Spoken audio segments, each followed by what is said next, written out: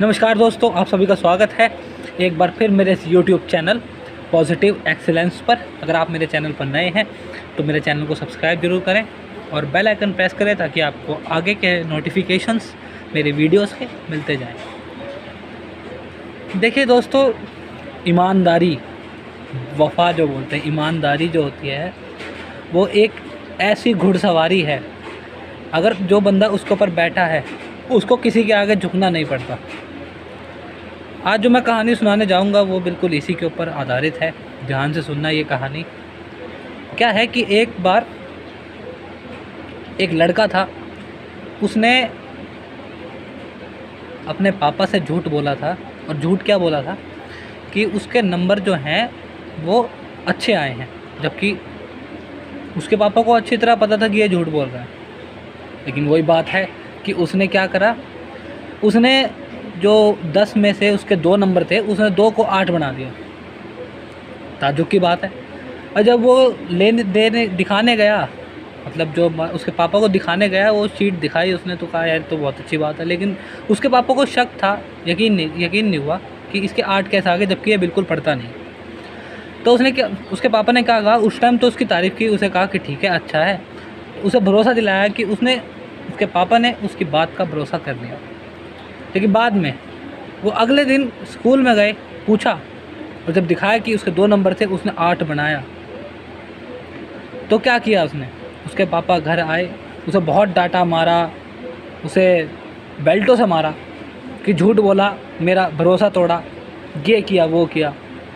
और वो सोच रहा था, जो उसका बेटा था, वो ये सोच रहा था कि यार ये पता कैसे लग गया इनको, स्कूल गए होंगे, ज़रूर पता लगा होगा। अब यही उनका दूसरा बेटा था, उसका 1 नंबर आया था। चाहता तो वो भी 9 बना सकता था, लेकिन नहीं, उसने 1 ही बनाया, मतलब 1 ही बने रहने दिया और पापा को दिखाया कि मेरे 1 नंबर आए।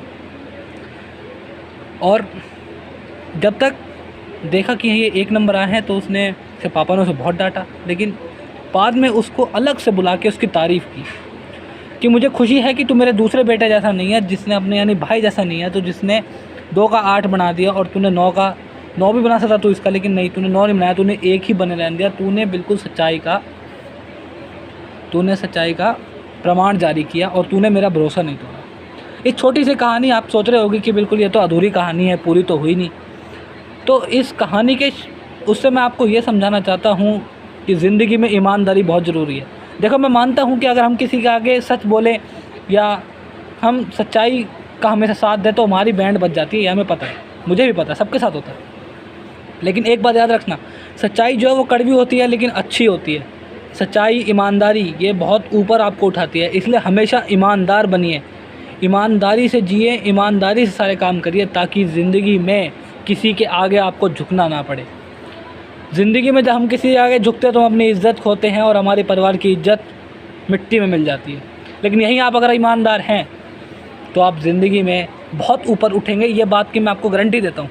इसलिए हमेशा ईमानदार रहिए, सच्चाई का साथ दीजिए और खुदा को अपने साथ रखिए, क्योंकि उसका आशीर्वाद आपके साथ रहेगा तो आपको कोई कुछ नहीं कह सकता, नीचे वाले आपका कुछ नहीं बिगाड़ सकते।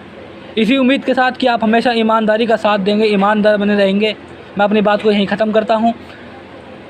और लॉकडाउन चल रहा है, कृपया घर में रहें, सुरक्षित रहें और अपने घर वालों का अच्छे से ख्याल रखें। पुलिस वालों का सम्मान करें, डॉक्टरों का सम्मान करें।